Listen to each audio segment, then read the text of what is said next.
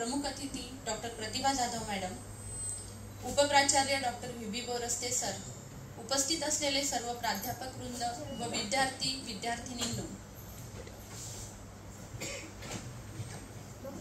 कवितेच्या काही ओळी आपल्याला खूप काही सांगून जातात. मुलगा म्हणाला आईला, दिव्याची वात जरा मोठी कर, मला वाचता येत नाही. वडील म्हणाले, वात जरा कमी कर, मला झोप लागत नाही. बिचारी दोघांमध्ये आयुष्यभर वात कमी जास्त करत राहिली आणि वातीसारखी जळत राहिली. या कवितेच्या ओळींमधनच आपल्याला जी असमानता आहे ती प्रकर्षाने जाणवते. भारतीय पुरुषप्रधान संस्कृतीमध्ये स्त्रियांचं असलेलं दुय्यम स्थान आपल्याला नेहमीच बघायला मिळतं. यामध्ये जे आहे की नोकरीच्या ठिकाणी जी असलेली असमानता असेल किंवा घरामध्ये सुद्धा कुटुंबामध्ये पुणे विद्यापीठ अंतर्गत PhD मार्गदर्शक म्हणून कार्यरत आहेत. चित्रलेखा या महाराष्ट्रातील अग्रणी साप्ताहिकाने महिला सबलीकरण व युवा जनजागृतीच्या कार्यसंदर्भाने दखल घेत जून 2018 मध्ये मुलाखत प्रसिद्ध केली. त्यांनी महाराष्ट्रभरामध्ये विविध विषयांवर 500हून अधिक प्रबोधनपर व्याख्याने दिलेली आहेत. त्या विविध संस्थांच्या पदाधिकारी आहेत व विविध वृत्तपत्रांमध्ये स्तंभलेखन देखील करतात. मॅडमची विविध पुस्तके प्रकाशित झालेली आहेत. त्यामध्ये अक्षरांचं दान, मी अरुणा बोलते, काळोखाला दूर सारून, संवाद श्वास माझा, श्वास मोकळा घेते, विचार पेरत जाऊ, 10 महिन्यांचा संसार असे अनेक लेखसंग्रह, कथासंग्रह, काव्यसंग्रह त्यांची प्रकाशित झालेली आहे. आणि कौतुकाची बाब म्हणजे विद्यार्थी मित्रांनो, त्यांना सामाजिक, साहित्यिक आणि सांस्कृतिक कार्याबद्दल 2011 ते 2023 या कालावधीमध्ये एकूण 22 पुरस्कार प्राप्त झालेले आहेत.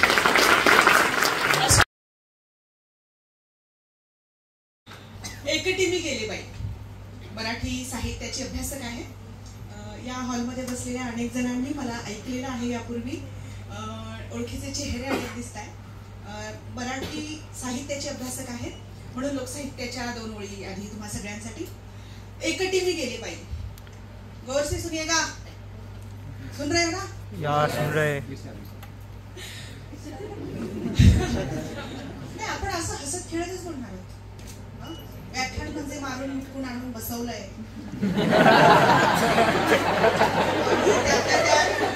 समोर शिक्षक, पुढे शिक्षक, इथे शिक्षक, हालू देणार नाहीये एकही सेकंद. असं काही नाही. तुम्हाला जिथे बोलावं वाटेल तेव्हा माझ्याशी बोला, संवाद साधा, प्रश्न विचारा, आपण बोलूया. एकटी मी गेले बाई, झाड हल्ले नाही. एकटी मी गेले बाई, झाड हल्ले नाही. दुकटी मी गेले बाई, झाड हल्ले नाही. साऱ्या जणी गेलो आम्ही, झाड राहिले नाही. सगळेजण असे एकत्रितपणे एका विचाराने असे एकत्रित आले नाही, एकजुटीने, की हे असं काहीतरी छान होतं. नाही तर हल्ली व्याख्यानांना कुठे हो एवढी गर्दी होते. कारण हम सिर्फ बोलते हैं, सुनना हम भूल गए हैं. हर कोई सुनाना चाहता है, सुनना कोई नहीं चाहता. ये नाही चलबे, ये नाही चलेगा. ऐकावं लागेल ना आपल्याला. सगळ्यांनीच बोलायचं म्हटलं तर कुणीतरी ऐकावं लागेल. तर असं मला ऐकण्यासाठी इथे उपस्थित मला निमंत्रित करणारे आदरणीय, खूप उत्साही असणारे आदरणीय शेलार सर आणि आमची मैत्रीण गडाख मॅडम, विभाग प्रमुख वाणिज्य विभाग, त्यानंतर उपप्राचार्य बोरस्ते सर, खूप छान पद्धतीनं सूत्रसंचालन करणारे देशमुख सर, त्यानंतर माझा परिचय शॉर्ट बट स्वीट अशा करून देणाऱ्या प्रतिभा मॅडम. कारण मला वाटतं की 7-8 पानांचा परिचय होता आणि जेव्हा माझा अनुभव असा आहे, जेव्हा परिचय कोणी करून द्यावा लागतं तेव्हा मला तिकडे ऑकवर्ड होऊ लागतं की अरे काय, कुठे जाऊ मी, कुठे बघू. तर ते छान आहे. ते सर मला म्हणाले बोरस्ते सर की टू द पॉइंट सुरू आहे मॅडम, सगळं व्यवस्थितरित्या त्या अचूकपणे सांगतात. तर धन्यवाद मॅडम.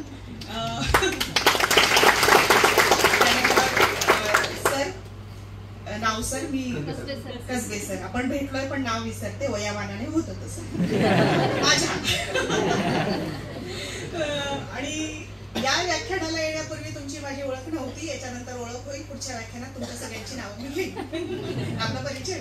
आणि इथे उपस्थित असलेले सर्व विद्यार्थी मित्रमैत्रिणी, फार खरं तर वाईट गोष्ट आहे की आपल्याला आज या विषयावर बोलावं लागतंय. आजही या विषयावर बोलावं लागतंय. भारताला स्वातंत्र्य मिळून 75 वर्ष झाले आणि आपण काय महिला दिन आता जोरो शोरो में आपण करू आता 8 मार्चला. बाई तू अशी बाई तू तशी, पण काय म्हणणार नाही तिला, जाऊ नको आज चुलीपाशी. बघा ना काय गंमत आहे. तिचा वाढदिवस असो, घरातल्या तिचा, कुणाचाही वाढदिवस असो, आई माझा वाढदिवस आहे, अमुक एक गोष्ट बनव ना, तुला फार छान येते. बाबांना हे आवडतं ना, हा बाबांसाठी ही गोष्ट बनव आज. आई तुझा वाढदिवस आहे, हा तुला हे खूप आवडतं, तू बनव. म्हणजे बघा ना, आणि आपण आनंदाने जे करतो आपल्याला कळतच नाही. हे इथून सगळं बायस सुरू आहे, एक काहीतरी माइल्ड शोषण सुरू आहे. आपण ते सगळं आनंदाने करत जातो. मग ती वर्किंग वुमन असेल किंवा ती हाऊसवाईफ असेल, गृहिणी असेल. मी या फोटोग्राफर बसा, असं करू नका, या हो या.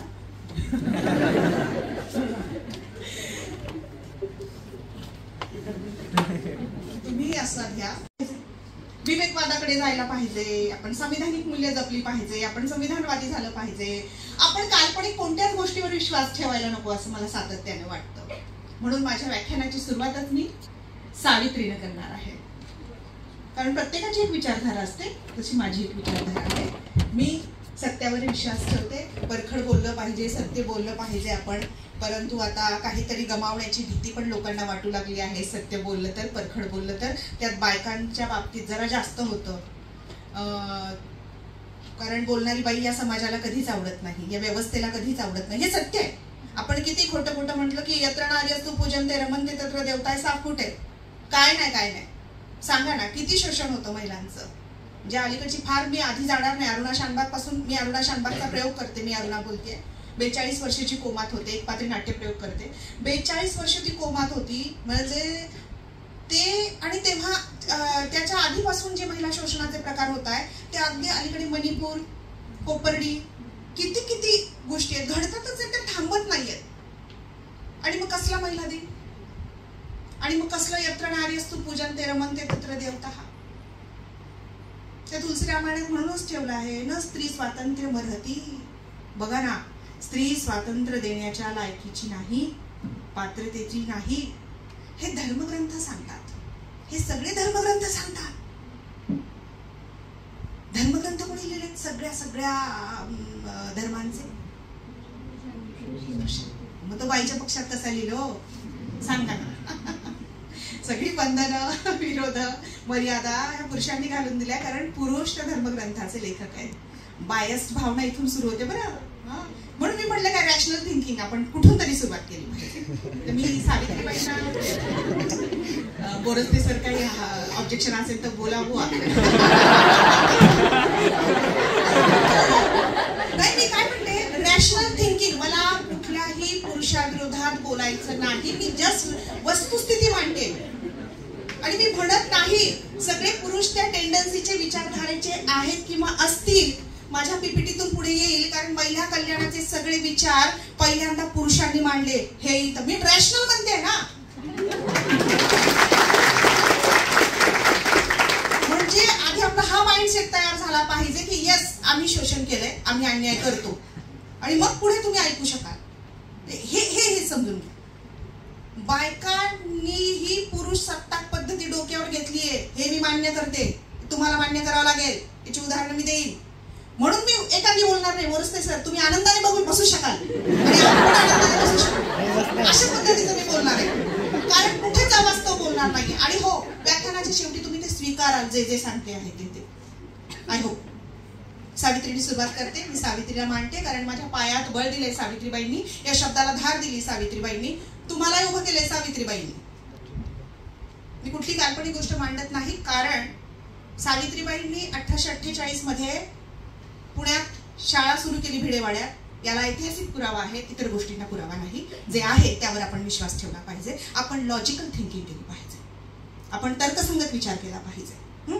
तर सावित्री तू होतीस म्हणूनच, सावित्री तू होतीस म्हणूनच स्त्रीची चूल आणि मूल ही चौकट मोडली. सावित्री तू होतीस म्हणूनच, सावित्री तू होतीस म्हणूनच स्त्रीची चूल आणि मूल ही चौकट मोडली. सावित्री तू होतीस म्हणूनच प्रथांची ही प्रेत तू जमिनीत गाडलीस. सावित्री तू होतीस म्हणूनच, सावित्री तू होतीस म्हणूनच स्त्रीने प्रत्येक लढाई आजपर्यंत जिंकली. आणि सावित्री तू होतीस म्हणूनच शिक्षणाची दारं खुली झाली आणि दगडांची ही फुलं झाली आणि दगडांची ही फुलं झाली. दगडच होतो कोण होतो आपण? कोण विचारत होतं आपल्याला सांगा ना. सावित्री किती अण काय, सावित्री किती अण काय ती रूप वर्णावी तुझी, तू असशी अनंतात पण हृदयांतरी प्रतिमा तुझी. सावित्री तू दिसतेस मला, सावित्री तू दिसतेस मला माझ्या मनाच्या नभात, सावित्री तू भासतेस मला एक मंगल प्रभात. सावित्री तूच दामिनी, तूच दामिनी, तूच स्वामिनी, तूच दामिनी, तूच स्वामिनी, तूच कांतान, तूच माळिनी, माऊली तूच पण कधी वाघिणी, पारतंत्र्यातील स्वातंत्र्यवादिनी, पारतंत्र्यातील स्वातंत्र्यवादिनी. सावित्रीबाईंना नमन करते. आणि ही गोष्ट मी सांगितली पाहिजे की सर मी या महाविद्यालयाची माझी विद्यार्थिनी आहे. मी या संस्थेच्या शाळेत जनता विद्यालय गांधीनगर इथे 5वी ते 10वी पर्यंतचं शिक्षण घेतलंय. म्हणजे मी या संस्थेचीच माझी विद्यार्थिनी आहे. आणि त्यानंतर मी इथे 2002-03 ला MA करत होते मराठीत. मी येताना सरांना म्हणाले, शेलार सरांना, की सर याच बिल्डिंगमध्ये याच इमारतीमध्ये आमचे लेक्चर्स व्हायचे, तेव्हा इव्हिनिंग कॉलेज असायचं. तर या संस्थेची मी विद्यार्थिनी आहे. या संस्थेने बरंच काही दिलंय. खूप चांगल्या पद्धतीचं वातावरण असतं पोषक शिकण्यासाठी. बरं पॉइंटर आणला का सर? नाही, बरं तुम्ही ऑपरेट करणार आहात. आणला तर उत्तम. आपण विषयाला सुरुवात करूया. आजचा विषय आहे जेंडर सेन्सिटायझेशन. म्हणजे काय? म्हणजे काय? मुलांपैकी मला सांगणार आहे कोणीतरी. आपलं असं असतं काय, ठेविले अनंते तैसेची राहावे, चित्ती असू द्यावे समाधान. अजिबात समाधानी राहायचं नाही, बोलायचं. काय जेंडर सेन्सिटायझेशन म्हणजे काय? पुरुष व स्त्री दोघांना समान न्याय व समान कायदा आणि दोघांचे समान राईट्स. बरोबर. पण तसं आपण वागत नाही. म्हणजे जसं दिसतं तसं नसतं.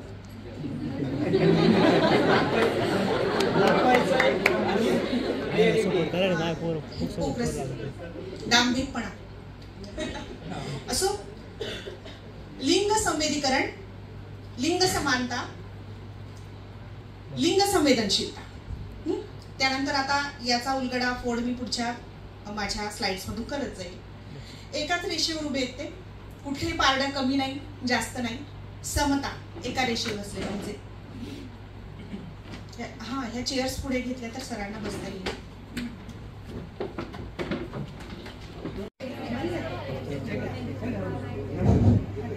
Hello hello hello. बरं, मला जो कम्फर्टेबल वाटेल. हा येतोय ना? Hello hello. बरं ठीक आहे. एकाच रेषेवर उभे आहेत ते. पारडं कुठेच कमी नाही जास्त नाही, जड नाही भारी नाही हलकं नाही. खरं तर हे असं चित्र असायला पाहिजे, पण असं असत नाही. हे आपलं करंटेपण आहे. हे आपलं दुर्दैव आहे. पुढे आता मराठीचे अभ्यासाचे थोडे शब्द येतील, बोलीतले येतील. आपण ना खरं तर संवादी असलं पाहिजे, परंतु आपण कुठल्या तरी एका ऍटिट्यूड मध्ये वावरत असतो आणि एका दुसऱ्या लिंगाला बायस्ड अशी वागणूक देत असतो. असं साधारण तुम्हाला घरात दिसतं, बाहेर दिसतं, आजूबाजूला दिसतं, पण आपण बोलत नाही त्या गोष्टीवर, कारण आपणही त्याच टेंडन्सीचे आहोत. बाई माणूस. पुढे लिंगभेद समस्या आपल्याकडे मोठ्या प्रमाणात आहे. तुम्हाला घरात बहीण असेल तेव्हा तिला मिळणारी वागणूक आणि तुम्हाला मिळणारी वागणूक यात 100% फरक आहे. मी ना तुम्हाला कुठलाही तात्विक भाग सांगणार नाहीये बरं का. म्हणजे व्याख्या, प्रकार, वैशिष्ट्य, परिणाम करणारे घटक हे काहीच सांगणार नाहीये. पाळायची पथ्य वगैरे हे तुम्ही शिकता. मी तुम्हाला तुमच्या माझ्या जगण्यातली उदाहरणं सांगणार आहे, ज्याच्यामुळे तुम्हाला हा विषय कळेल, 100% कळेल. 2015 मध्ये जेव्हा माझं एकपात्री प्रयोग, नाट्यप्रयोग महाराष्ट्रभर सुरू होता आणि त्याच दरम्यान मी मॉरिशसला मला निमंत्रित केलं गेलं. मी तिकडे गेले आणि मग महाराष्ट्रात पुन्हा परतल्यानंतर खूप चर्चा होऊ लागली. मला काही वृत्तपत्रांनी बोलवलं, मला काही चॅनल्सने बोलवलं आणि माझा इंटरव्ह्यू घ्यायचं ठरवलं. तर 2015ला मी दादरला गेले. आवाज इंडिया नावाच्या नॅशनल टीव्हीवर माझा इंटरव्ह्यू होता आणि तिथे मयुरा नावाची निवेदिका होती. तिने मला विचारलं, आप ये सब कर रहे हो? मी अरुणा बोलते करत होते, मी जिजाऊ करते, त्याच्यानंतर मैं आसिफा बोल रही हूँ, किंवा मग मी सावित्री ज्योतिबा फुले बोलते, हे एक पात्र प्रयोग मी करते. तो आप ये सब वुमन एम्पावरमेंट के लिए कर रहे हो, तो आपके साथ कभी जेंडर बायस हुआ है? मतलब हुआ है, बहुत हुआ है, बचपन से हुआ है. लेकिन मुझे आप समझ में आ रहा है की ती मॅच्युरिटी आहे ना, पण वेळ लागते ना. हे माझ्या बरोबर घडलंय म्हणून.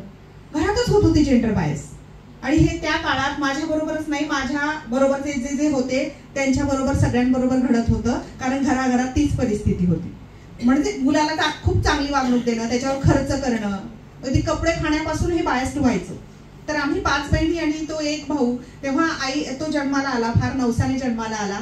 तेव्हा आई आणि बाबा त्यांचे फार लाडकोड पुरवायला लागले. आणि त्यांनी मला विचारलं की कैसे हुआ है जेंडर बायस? बहुत हुआ है म्हटलं मेरे साथ. तो म्हणे कैसे हुआ है? आता माझी हिंदी प्रचंड डिस्को असल्यामुळे मी इथे बोलत नाही, मी मराठीमध्ये सांगते तुम्हाला. तर म्हटलं हुआ है, बहुत हुआ है. मग म्हटलं काय झालं होतं? म्हटलं आमचा भाऊ असा असा नवसाने जन्माला आला आणि मग त्या आमच्या घरात सुकामेवा येऊ लागला. आणि मग तो रोज दुधात उकळून आई त्याला खायला द्यायची सकाळी. आणि मग आम्ही विचारायचो, आई हे काय द्यायचं? आता फार इनोसन्स फार. आई म्हणायची याच्याने बुद्धी वाढते. ठीक आहे, हरकत नाही.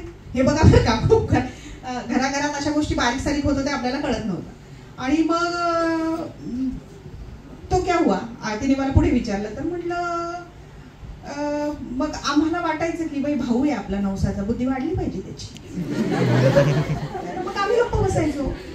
मग आम्ही मोठे झालो आणि मग शिकलो छान आपापल्या ऐपतीप्रमाणे, बुद्धिमत्तेप्रमाणे. आईबाबांनी सगळ्यांना शिकवलं, पण त्याला क्लासेस वगैरे खूप चांगले महागडे असायचे. मग अभावातून प्रभाव निर्माण करण्याची सवय अगदी लहानपणापासून असल्यामुळे ते करत गेलो सगळं. आणि मग तो इंटरव्ह्यू देऊन मी घरी आले. दादरला होता इंटरव्ह्यू. तो इंटरव्ह्यू देऊन मी नाशिक रोडला उतरले. आधी आईकडे गेले आणि आईला म्हणले, बघ तू हे असं असं काय सगळं केलंस ना एकेकाळी? ती म्हणली हो, पण तू आज का सांगते म्हणे मला? म्हटलं मी नॅशनल चॅनलवर सांगून आले, परंतु मला ऑब्जेक्शन घ्यायचं नाही. हे नॅशनल चॅनलवर तू केलंयस ना, हे नाकारता येणार नाही. आणि हे जेंडर बायस होते, तुलाही कळत नव्हतं, आम्हालाही कळत नव्हतं, त्यावेळी कुणालाच कळत नव्हतं. पण अशा छोट्या छोट्या गोष्टी आहेत की ज्या गोष्टींमुळे हे आहे, हे दिसतं. हे फार उशिरा कळलं मला. वयाच्या 40शीत मला जर ते कळत असेल तर बघा मॅच्युरिटी यायला किती वेळ लागते. अक्कलदाड उशिरा येते ना. खूप छोट्या छोट्या गोष्टी आहे. मग आईला म्हणाले, बघ बरोबर आहे म्हणलं, तुझं एकदम बरोबर होतं, तुझं काहीच चुकलं नाहीये. मुलींना बुद्धी आधीच असते म्हटलं. गमतीचा भाग हा. अगदी अनिच्छेने काही पुरुष टाळ्या वाजवतील, पण हे गमतीचा भाग. मी तिला म्हटलं की आई आज मी जी सॅलरी घेते ती तू काजू बदाम खाऊ घातलेल्या मुलापेक्षा जास्त सॅलरी घेते म्हटलं. अशी गोष्ट आहे की कमी लेखू नका कुणाला, दुय्यम लेखू नका कुणाला. पण आपल्याला काय माहिती ती सवय. आणि बायकांचा सहभाग जास्त असतो याच्यात. यापेक्षा दुसरं दुर्दैव नाही. ही जी बायस्ड आहे ना पितृसत्ताक पद्धती, या बायका प्रचंड मोठ्या प्रमाणाने पुढे वाहून नेतात. नेक्स्ट, आपण फक्त अर्थ समजून घेऊया शास्त्रोक्त पद्धतीने जेंडर सेन्सिटायझेशन म्हणजे काय. आणि मग मी पुन्हा तुमच्या माझ्या जगण्यातल्या गोष्टी सांगणार आहे. लैंगिक समतेबाबत जागरूकता निर्माण करणे, वाढवणे, अन्य लिंगधारितांच्या प्रती आपला उचित व्यवहार ठेवणे, दृष्टिकोन बदलणे, परिवार, समाज, कार्यालय इथं दोघांची समतुल्य भूमिका स्वीकारणे. लिंग संवेदना म्हणजे लिंग आणि लिंग भूमिकांबद्दलच्या आपल्या वैयक्तिक विश्वास आणि वृत्तींचे परीक्षण करणे.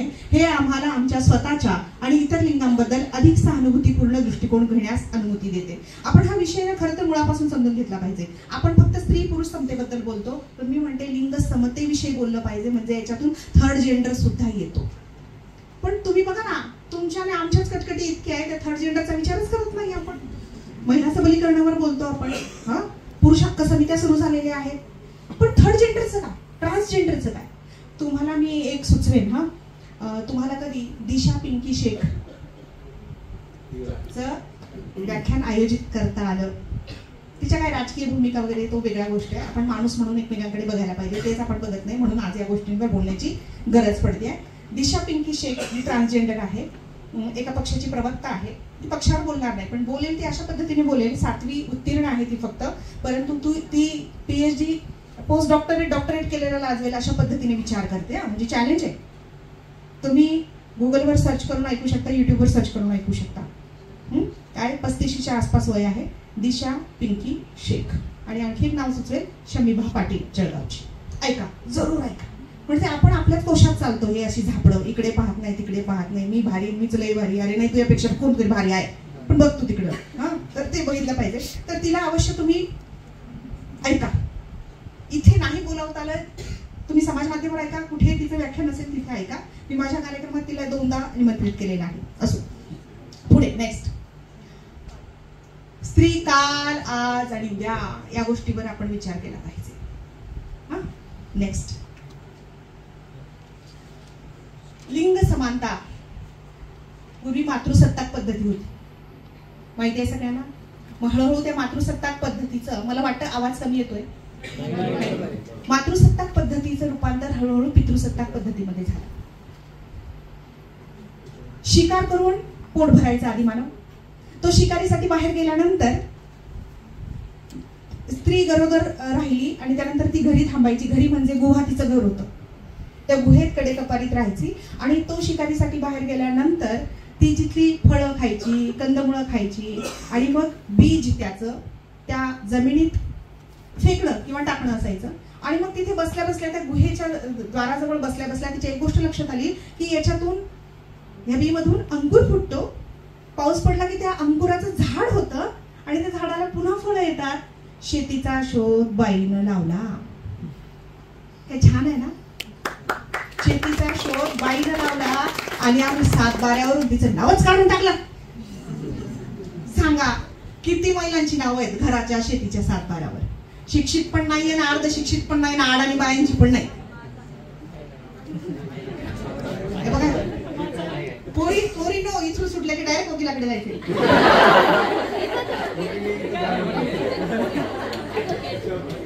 कॉन्टॅक्ट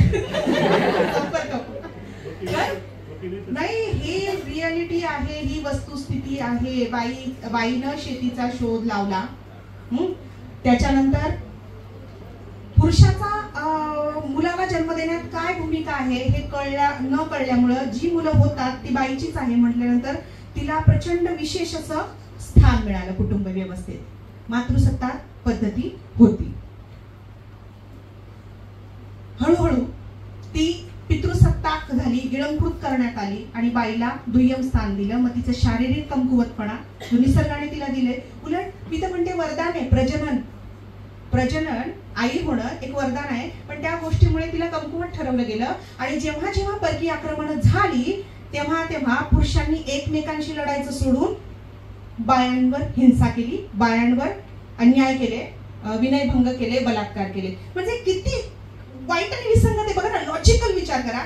पुरुष आहात, एकमेकांशी वैर आहे, विचारधारा असेल, तुमचं काय परगण्यावरून प्रदेशावरून असेल, बायकांवर अत्याचार करणं म्हणजे त्या माणसाला अवमानित करणं. बघा बाईचा उपयोग कसा करण्यात आला. की याच्या स्त्रीची हिंसा केली, अन्याय केला, तिच्यावर अत्याचार केला, तर याची जिरवली,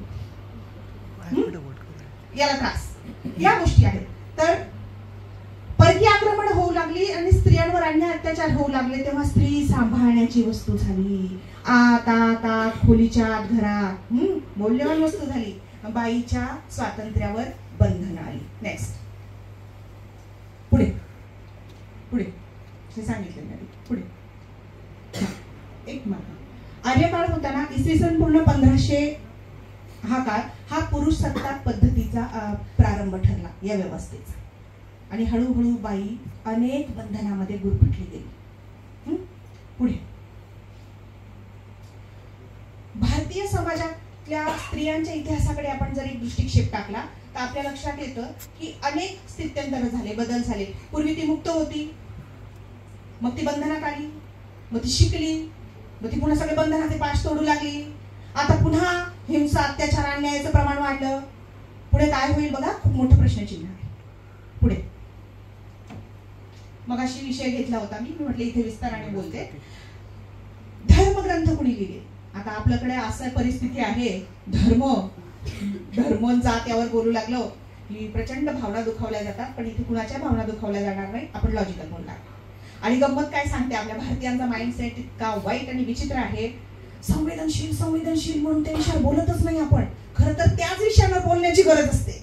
इतकं ग्लोरिफिकेशन करून ठेवतो आपण, ते इतकं गोपनीय सिक्रेट ठेवतो. अरे त्यावरच बोललं पाहिजे, तेव्हा प्रश्न सुटतील.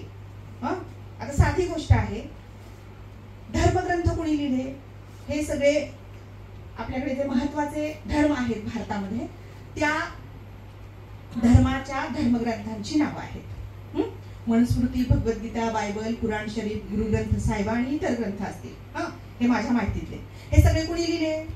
हे तर मान्य करायलाच ना. हे कुणी लिहिले? हे सगळे पुरुषांनी लिहिले. मग पुरुष बाई समजून घेऊ शकतोय का पूर्णांशाने? नाही. 100% तिच्या समस्या त्याला माहितीये का? काय असेल ते, मग तो त्याच्या दृष्टिक्षेपाने लिहिल ना, त्याच्या दृष्टिकोनातून लिहिल. बघा, महिलांच्या पक्षात लिहिलं जाण्याची शक्यता कमी होती आणि ते आपल्याला अनेक बाबींवरून दिसतं. जसं मी तुम्हाला सांगितलं की एकीकडे लिहिलं किती दांभिकपणा आहे की यत्र नार्यस्तु पूजन्ते रमन्ते तत्र देवता. जिथे नारीचा वास होतो तिथे देवही रमतात. आणि तिथे शेवटी लिहिलं आहे की न स्त्री स्वातंत्र्य मरते. स्त्री स्वातंत्र्य देण्याच्या लायकीची नाहीये. तिला थोडं मुक्त सोडलं की ती व्यभिचारी होते. आणि मग ते ठरवून दिलं ना, लहानपणी बापाने तिचं रक्षण करावं, तरुणपणी मुलाने करावं, नवऱ्याने करावं आणि म्हातारपणी मुलाने करावं. म्हणजे ती नेहमी बंधनात कुठल्या ना कुठल्या. तिला स्वातंत्र्य काही नाही कधी. असो, पुढे वैदिक काळामध्ये ह्या विदुषी होऊन गेल्या. ही नावं तुम्ही ऐकली असतील. गार्गी, मैत्री, कपालघोषा, लोपामुद्रा इत्यादी. म्हणजे पौराहित्य करण्याचे अधिकार स्त्रियांना होते त्या काळात. म्हणजे त्या मुंज करायच्या, गुरुगृही वेद अध्ययनाला जायच्या. त्याच्यानंतर ऋग्वेदात स्त्री सुक्त आहे.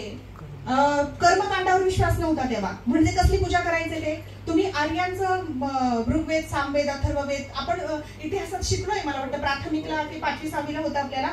त्यात ते कसली पूजा करतात, त्यात आदिवासी जल, जंगल, जमीन याच्यावर आधी इथल्या आदिवासीचा अर्थच फार सुंदर आहे. आपण समजून घेत नाही. आदिवासी म्हणजे काहीतरी परिगा बाहेरचा आहे, मागास आहे असं समजून. आदिवासी नाही, तेच बाप मालक आहेत इथल्या जल, जंगल, जमीनचे. आदी म्हणजे आधी, सगळ्यात आधी ज्यांचा वास इथं होता ते आदिवासी. आणि आपण त्यांना इथून बाहेर काढले, त्यांना तिकडेच पाठवून दिले. जल, जंगल, जमीन नाही, तिकडे दिली, जंगलात पाठवले.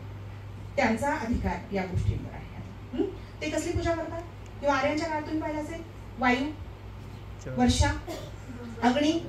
पण डोंगर, ते डोंगऱ्या देव नावाचं खूप सुंदर बरं का ते. मी 7 वर्ष आश्रमशाळेत शिकवलंय, त्यामुळे मला त्यांची भाषा येते माझ्या लेकरांची. आदिवासी आश्रमशाळेत 2रीच्या वर्गाला शिकवत होते मी. आणि तिथे डोंगऱ्या देव, होळी ते खूप सुंदर पद्धतीने साजरा केलं जातं, त्याची मला कल्पना आहे. असो, तर कर्मकांड कुठलंच नव्हतं. हळूहळू कर्मकांड आलं आणि बायकांना या गोष्टीपासून दूर करण्यात आलं. आणि मग तिथे तो पुजारी आला किंवा भट आला किंवा काय. आणि मग काय झालं, मूळ जो गाभा होता धर्माचा किंवा धर्मसंस्कारांचा, तो काय झाला, तो बदलला. सती प्रथा नव्हती पूर्वी. सती प्रथा त्या काळामध्ये नव्हती. सती प्रथा सगळ्यांना माहितीये. आता मी संदर्भ देते. मी मगाशी बोलू लागले तेव्हा थोडं अस्वस्थ झालं बोलते सरांना. आता मी सांगते सर, मी नाही गमतीने म्हणते सर, गमतीने म्हणते. आता मी त्याचं उत्तर देते आणि छान पद्धतीने देते की स्त्रियांच्या विरोधात जेवढ्या प्रथा, परंपरा, अनिष्ट गोष्टी होत्या त्या बदलण्यासाठी पुरुष पुढे आलेत. एकही बाई आली नाही. बायांनी बायांना त्रास देण्याचं काम मात्र व्यवस्थितपणे केलेलं आहे. अजून पण सुरू आहे. छान. आपण बदललं पाहिजे ना. मी काय म्हणते, आपल्याला नैतिक अधिकार केव्हा प्राप्त होतो, जेव्हा आपण आपल्या समलिंगींची किंवा आपल्या मैत्रिणींशी, बायकांशी, महिला मैत्रिणी यांच्याशी छान पद्धतीने वागतो, माणूस म्हणून वागतो. पण आपल्यामध्येच वैमनस्य असेल, आपल्यामध्येच जळके मळके पण असेल, तर सांगा बरं, मग आपल्याला गळा काढण्याची काहीच अधिकार नाहीये पुरुषांच्या विरोधात. जर आपल्यामध्ये व्यवस्थित कोऑर्डिनेशन नसेल, समन्वय नसेल, आई वैचारिक आदान प्रदान होत नसेल, तर कशाला पुरुषांविरोधात गळे काढताय? मग काही गरज नाहीये. गॉसिपिंग के लिए तो हम वैसे ही बदनाम है. म्हणजे प्रत्येक जण सांगते की तुला सांगते.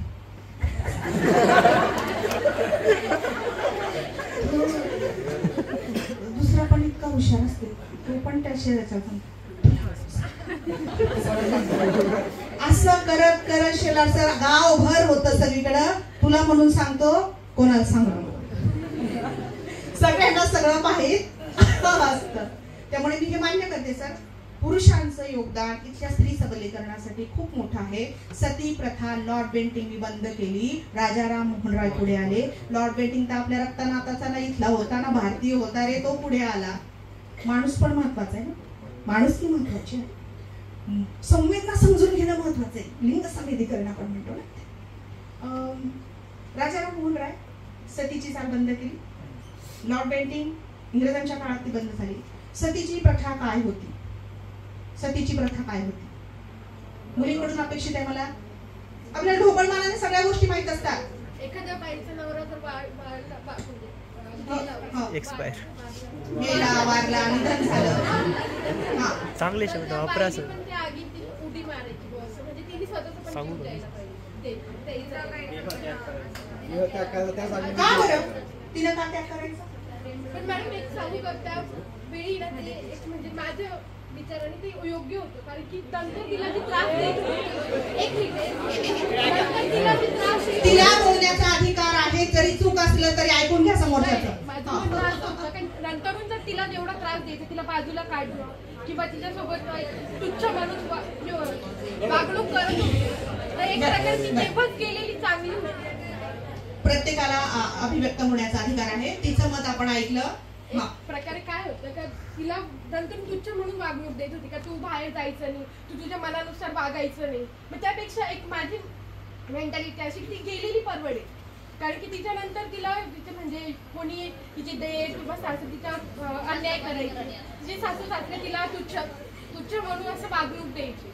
एक प्रकारे तिला जन्म म्हणजे ती मरेपर्यंत तिची ती वागणूक. पण तिची इच्छा आहे का जगण्याची, ते तिला कधीच विचार, तुम्ही बघायची की इच्छा आहे की तू जाते पती बरोबर, हे तिला कधीच विचारलं नाही. आणि तिला त्रास देणारे कोण होते? बस बेटा बस, तिला त्रास देणारे कोण होती? तिच्याच रक्तनात्याची, तिच्याच नात्यागोत्याची माणसं होती. बदल त्यांच्यात होणं गरजेचं होतं, पण त्या इतर गोष्टींमुळे तिला मात्र सती दिलं जात.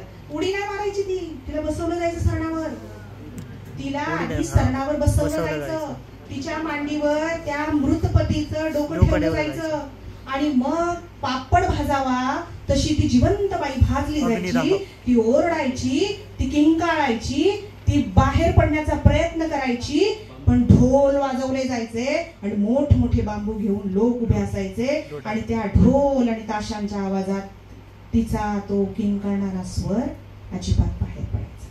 किती अमानवी आहे, किती अमानवी आहे हे. म्हणजे तिला जगायचं असायचं, कुणालाही जगावंसं वाटेल. जन्माला आल्यानंतर इतकं सहज नाही कुणाला वाटतं की मरणाला कवटाळावं. ती बाहेर पडण्याचा प्रयत्न करायची, पण तिला बाहेर पडू द्यायचे नाही. हे नंतर आलं. त्यानंतर सुधारणावादी पुरुष पुढे आले आणि त्यांनी ते बंद केले. पुढे 2 मिनिटं थोडं. मला एक प्रश्न सापडतो बघा बरं का, बायस्ड कसा आहे हा प्रश्न खूप लोकांना आपल्या याच्यात आपल्या साहित्यात महात्मा फुले खडा सवाल करतात. महात्मा फुले म्हणतात, बाई सती जाते, पण पत्नीच्या निधनानंतर एखादा पुरुष स्वतः का नाही जात हो? आपल्या ऐकिवात नाही, बरोबर. बर, विवाह, ती लहान असतानाच विवाह तिचा होतो, तिला लग्न संसार कळत नाही तेव्हा, आणि कुणाबरोबर व्हायचा? बालजरठ विवाह पद्धती होती.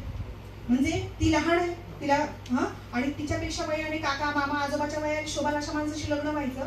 त्याच्यानंतर तो आजाराने वार्धक्याने कशाने तरी मरण पावायचा. ती ऐन तारुण्यात आलेली असायची. काकस्पर्श सारखा सिनेमा तुम्ही पाहिला आहे का, चित्रपट? ती ऐन तारुण्यात आलेली असायची आणि विधवा व्हायची.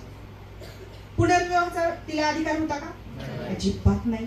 आता पण बायका जर विधवा झाल्या तर ती सक्षम जरी असेल, ती नोकरी जरी करत असेल, तरी ती 100 नाही 1000 वेळा विचार करते पुनर्विवाह करावा की नाही, आणि करत नाही. पण बघा, आता पुन्हा विपरीत उदाहरण घेऊया आपण. क्वेश्चन, स्वतःला प्रश्न विचारा ना, हे असं काय? अजूनही आपली मनोधारणा आहेत ना त्या सुधारलेल्या नाहीयेत. पत्नी मारल्यानंतर पुन्हा 1-2 महिन्यात पुरुष भोल्यावर उभा राहतो. पण मला असं किमान एक उदाहरण सांगा तुमच्या परिसरातलं की पती वारलाय आणि पत्नी पुन्हा भोल्यावर उभी राहील. नाही, तिची नाती गोतो जमा होतो. बाई आता या पोरांकडे बघून जगव माहिती आता गावाकडे आहे. आणि पुरुषाला म्हणतात ना ह्या पोरांचं कोण करेल? पुरुष म्हणतात ह्या पोरांसाठी पोरांचं कोण करणार? बघा ना किती किती दोन टोकाच्या गोष्टी आहे. तिला म्हणणार या मुलांकडे बघून जग आता, आणि त्याला म्हणजे या पोरांचं कोणी करायचं आता, या पोरांसाठी तुला लग्न करावं लागेल. किती विपरीत आहे. तो वारल्यावर तिने सती जायचं आणि तो गेल्यानंतर ती गेल्यानंतर त्याने दुसरं लग्न करायचं, त्या सती जायचं नाही. किती विपरीत गोष्टी आहे. आता पण असं आहे बरं का, मी तर खूप सक्षम आणि महिला पाहिल्यात स्वतःच्या पायावर उभ्या, पण पुनर्विवाह केला तर समाज काय म्हणेल हा प्रश्न त्यांना डासतो नाही. तिलाही जगणं आहे, तिच्याही गरजा आहेत, तिच्याही भावना आहेत, तिच्या संवेदना आहेत, ते समजून घेण्याचा आजही लोक प्रयत्न करत नाही. ह्या 4 लोकांची भीती, 4 लोक काय म्हणतील. लहानपणापासून हा बाबुल गो आपल्याला छळतो. सतत घरचे म्हणतात 4 लोक काय म्हणतील, अरे नीट बोला, नीट वागा. मुलींना अगं काय हळू बोलावं, हळू चालावं, बाईची जात, परक्याचं घर, दुसऱ्याच्या घरी जायचं, तो काय पण करू दे. चुकतं कुठे माहितीये पालकांचं. पालकांमध्ये आई पण आणि वडील पण आहे. मी अजिबात पुरुषांविरोधात बोलणार नाही. मला वाटतंय मी बॅलन्स बोलते, तुम्हाला काय वाटतं मला माहित नाही.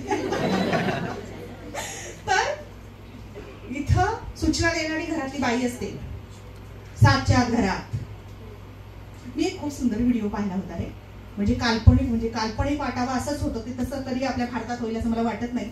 एक मुलगी रात्री 2 वाजता वर्किंग आहे, ती मुलगी आहे, तरुण सुंदर आहे, छान आहे, अत्याधुनिक आहे, जीन्स आणि टी-शर्ट घातलाय, तिच्या बरोबर तुम्ही बघितलं की मला माहित नाही, एक व्हीलची ती बॅग आहे, ती घेऊन येते, ती ट्रॅव्हल बॅग एका ब्रिजवरून येते. तिथे 3-4 मुलं आहेत. मध्यरात्री कुठेतरी मुलं असतात काही मवाली तसे आहेत तिथं. ते एकमेकांशी गप्पा मारताय. ती शांतपणे निर्जन आहे ते सगळं सर, कुणीच नाहीये, चिटपाखरू नाहीये. ती रात्री 2 वाजता पहाटे उतरते, ती बॅग ओढत त्या पुलावरून घरी चालले. तशी शांत हायवेने पण ते पुलावरून खाली उतरते, हायवेने चालत घरी येते. तिथे घरी आल्यानंतर शांतपणे टीव्ही लावते, टीव्ही बघते, इकडे कॉफी किंवा काहीतरी खाते आहे. असं होईल आपल्याकडे. ते बघतानाच इतकं भारी वाटत होतं. तो जेव्हा व्हिडिओ संपला तेव्हा मी भानावर आले, म्हटलं असलं काय होत असतं हे. ज्याच्यामुळे धोका आहे त्याला लवकर घरी बोलवा, 7च्या आत घरात. पण इथे बंधनं स्त्रीवर लादली जातात. बलात्कार, विनयभंग, अत्याचार तिच्यावर होतो, तो सरळ माथ्याने फिरतो, ती मान खाली घाल, तिचा त्यात काय दोष? Logical thinking. मी सांगते ना, प्रश्न विचारायला शिका, या व्यवस्थेला प्रश्न विचारायला शिका. संविधानाने आपल्याला अधिकार दिलाय. चिकित्सा करा, अगदी धर्माची सुद्धा चिकित्सा करता येते, ग्रंथांची सुद्धा चिकित्सा करता येते, विचारवंतांच्या विचारांची चिकित्सा करता येते. पण आपण चिकित्सा करण्याच्या भानगडीत पडत नाही. ठेविले अनंते तैसेची राहावे, या चित्ती असू द्यावे समाधान. एवढं पण शब्दशः घेऊ नका. आपण चिकित्सा करण्याचं विसरून गेलेलो आहोत. पुढे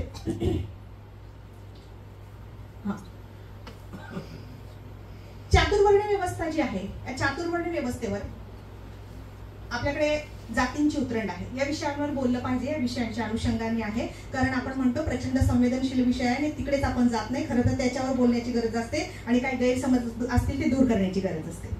चातुर्वर्ण व्यवस्था पूर्वीपासून आपल्याकडे होती. संविधान आल्यावर त्याला छेद बसला आणि सगळे एका सहीनं त्या संविधानावरच्या समान पातळीवर आले.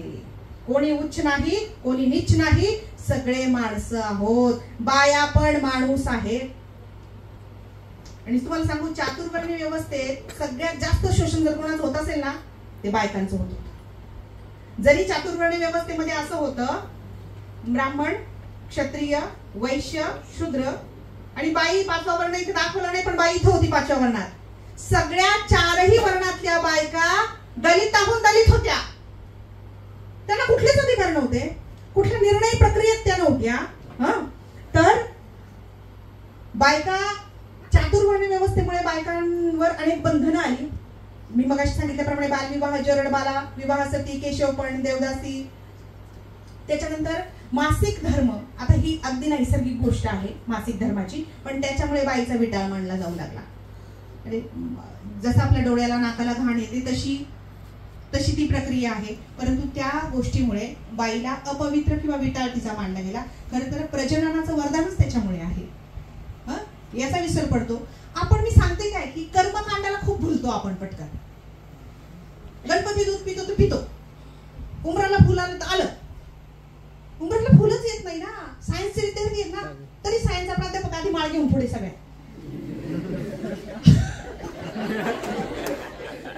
हो, मी पाहिलेत अनेक विज्ञानाचे प्राध्यापक अत्यंत अवैज्ञानिक वागतात. आमच्या कलेचं आणि वाणिज्याचं तर विचारूच नका. आमची एक मुलगी, सर हे उदाहरण सांगते, मला खूप धक्का बसला त्या गोष्टीने. की एक मुलगी आली, उन्हाळ्याचे दिवस होते आणि ती तिथून 7-8 किलोमीटर दूर तिचं गाव आहे. आता मी ग्रामीण भागात शिकवते आणि ती मुलगी तिथून रोज येते जाते. शेतात वस्तीत राहतात त्या मुली. तिथून पायी पायी येते 1-1.5 किलोमीटर, बसने येते आणि मग बसमधून त्या स्टँडवर उतरणार गावातल्या आणि तिथून मग महाविद्यालयापर्यंत येणार. आणि तिच्या पायात चप्पल नाही आणि मस्तपैकी पेहराव केलेला छानपैकी, केस केराटिन वगैरे केलेले आणि पायात चप्पल नाही. तर मी म्हटलं काय ग, पायात चप्पल का नाही घातलीस, किती ऊन आहे, तळपताय. ती म्हणली मॅडम मी नवस. म्हटलं काय ग. मी एकदा पुरत तिच्याकडे पाहिलं, नवस आणि तिचं अटायर कुठंच मॅच होत नव्हतं. म्हणलं काय झालं. म्हणे माझा अमुक नातेवाईक वाढलाय जवळचा, तर मी असं सांगितलंय, ठरवलंय की बोलले की 1 महिना मी चप्पल घालणार नाही. म्हटलं कोणत्या वर्गातली ग तू. तर ती म्हटली DCS ची मॅडम. कम्प्युटर सायन्स विभागाची होती ती. तिला म्हटलं बाप रे, अगं तू शिकते काय, तू जगते काय, तू वागते काय. तुझं जगणं आणि शिकणं आणि जगणं तुझ्या वागण्यातून अजिबात दिसत नाहीये. कारण आपलं शिक्षण आणि आपलं वागणं हातात हात धरून चाललं पाहिजे की नाही. शिकतो काय. म्हणून म्हटलं की सगळ्यात पुढे विज्ञानाचे प्राध्यापक माळा घेऊन. हे असं पाहिलंय. सगळे म्हणत नाहीये, काही अपवाद आहेत, परंतु विज्ञानवादी झालं पाहिजे. सुरुवातीला मी त्यासाठीच म्हटले. तिला म्हटलं बाबा तू BCS ची असून तुझी परिस्थिती तर आमच्या आर्ट्सचं आणि काय असेल मला कल्पना करत नाही. म्हटलं कला विभागाचं काय असेल, काय विचार करतात लोक. आपलं जगणं आणि आपलं वागणं आणि शिक्षण हातात हात धरून चाललं पाहिजे, पण तसं होत नाही. पुढे कष्टाची कामं आहेत, स्त्रियांकडे आहेत. पुरुषांच्या बरोबरीने स्त्री कष्टाची कामं करते, तरी ती दुय्यम. बघा आता साधं उदाहरण देते. शेतकरी कुटुंबातलं कोणी आहे का इथं. बर, शेतकरी कुटुंबामध्ये ती बाई पहाटे उठते, शिदोरी बनवते.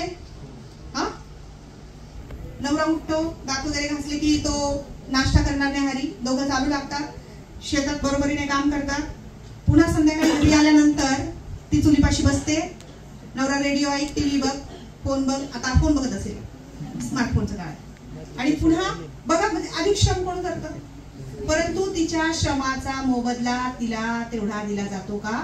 नाही. अजूनही अनेक ठिकाणी बायकांना पुरुषांपेक्षा कमी वेतन दिलं जातं. खर तर समान पाहिजे. म्हणजे मी काय सांगते, हे मुळापासून ही सुधारणा वरच्या लेवलपर्यंत व्हायला पाहिजे. मुळात तुमचे दृष्टिकोनच चुकीचे बघण्याचे.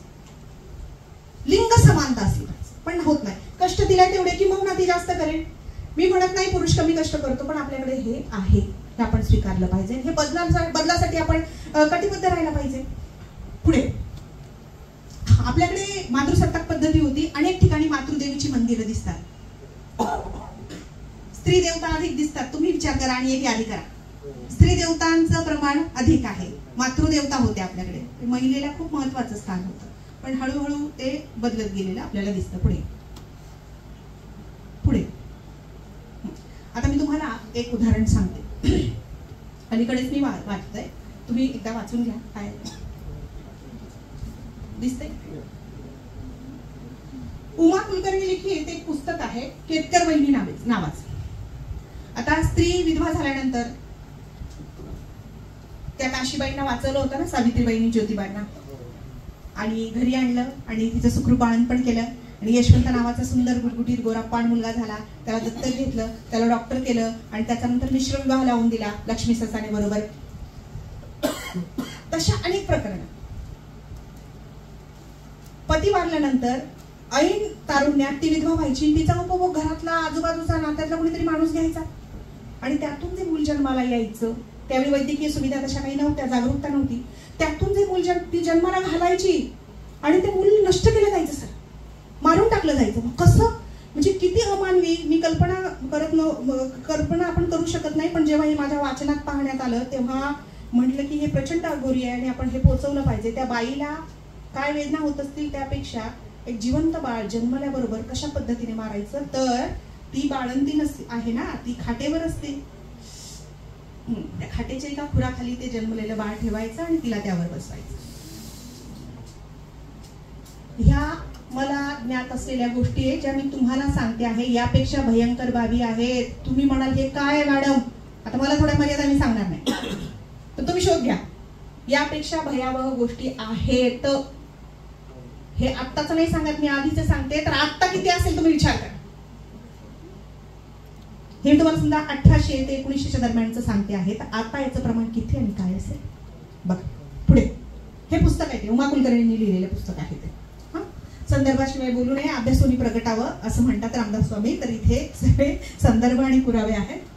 19व्या शतकातील समाजसुधारक मी यांना पूजते, मी यांना भजते, मी यांना नमस्कार करते. हे माझे देव आहेत. हे तुमचे पण देव झाले पाहिजे, कारण आपण त्यांच्यामुळे हे जीवन जगतो आहोत. म्हणून मी ठरवून घेतलं आहे, संविधान पूजणारी बाई आहे मी, महात्मा फुलेंचं समग्र वाङ्मय पूजणारी बाई आहे मी. विज्ञानवादी आहे. विज्ञानवादाचा संसर्ग झाला पाहिजे, कोरोनापेक्षा भयंकर झाला पाहिजे, पण तो होत नाही ही शोकांतिका आहे. महादेव गोविंद रानडे, बरं एका कास्ट कम्युनिटीची लोक नाही ही सगळी मानवतावादी विचार करणारी माणसं आहेत. महादेव गोविंद रानडे, डॉक्टर बाबासाहेब आंबेडकर, गोपाळ गणेश आगरकर, रमाबाई रानडे, महर्षी धोंडो केशव कर्वे, ताराबाई शिंदे, राजाराम मोहन राय, रघुनाथ धोंडो कर्वे, पेरियार स्वामी, स्वामी दयानंद सरस्वती, महात्मा फुले, सावित्रीबाई फुले, मुक्ता साळवे, लहुजी वस्ताद, फातिमा बी, प्रबोधनकार ठाकरे. देवळांचा धर्म, धर्मांची देवळं वाचा, अवश्य वाचा. शिवाजी कोण होता वाचा, बदलूनच जाल तुम्ही. शिवाजी कोण होता, संविधानाचा अंश आहे त्याच्यात. अरे सुंदर पुस्तक आहे, 64 पानांचं फक्त. आपण काय वाचतो, डोळे गेलेत आताच आमची फोनची स्क्रीन पाहून पाहून. त्या ब्राईटनेसने डोळे कोरडे होत आहेत. तुमच्या पिढीचे तर भयंकर आहे. आम्ही तरी 40 डोळे जरा हरवलेत, आमची दृष्टी हरवली आहे. तुमचं आतापासूनच ते फार बघता तुम्ही. शिवाजी कोण होता तुमच्याकडे असेल तर वाचा. आणखी एक सांगेल मी, एक कुठलं पुस्तक बोलले मी, प्रबोधन ठाकरेंचं. प्रबोधनकार ठाकरे कोण, वडील, राज ठाकरेंचे आजोबा, उद्धव ठाकरेंचे आजोबा. वाचा. इतकं प्रभावी आहे, इतकं रॅशनल आहे, इतकं भारी आहे. ही पुस्तकं पण वाचली पाहिजे. मी तर काय सांगते माहितीये का, विरोधी विचारांची पुस्तकं पण वाचा, आपल्या विचारांची पण पुस्तकं वाचा. आपल्या विरोधकांना पण भेटा, आपल्या मित्रांना पण भेटा. आपल्याला कळतं कसं वागावं, कसं वागू नये. वाईट माणसांना भेटलं ना की कळतं आपल्याला असं वागायचं नसतं म्हणून. व्याख्याता आला आणि नाही समाधान आपलं काहीतरीच बोलतोय म्हटल्यानंतर या माणूस परत महाविद्यालयात त्याला ती व्याख्यानाला बसायचं नाही. आपल्याला येतं कळतं, पण त्यासाठी एक व्याख्यान करावं लागेल. विरोधी विचार पण वाचा आणि समविचार पण वाचा. वाचलं पाहिजे, ऐकलं पाहिजे. ऐकणं विसरून गेलोय आपण. ऐका, तुम्हाला सांगते, म्हणजे खोटं नाही हा, गेली 12 वर्ष मी टीव्ही पाहत नाही, त्यात काहीच ठेवलं नाही असं मला कळू लागलं. म्हणजे साधारण 11-12 वर्ष झाली टीव्ही बघत नाही मी. युट्यूब बघते, कारण युट्यूबवर आता सगळं खरं खरं सांगितलं आणि दाखवलं जातं. टीव्हीवर काहीच नाहीये. तर म्हणून तर रवीश कुमार म्हणतात, पहिले आप टीव्ही देखना बंद कीजिए. मी संग्राम पाटील ऐकते, मी रवीश कुमार ऐकते, मी निखिल वागळे ऐकते, मी तो अमित साहिल मिश्रा ऐकते.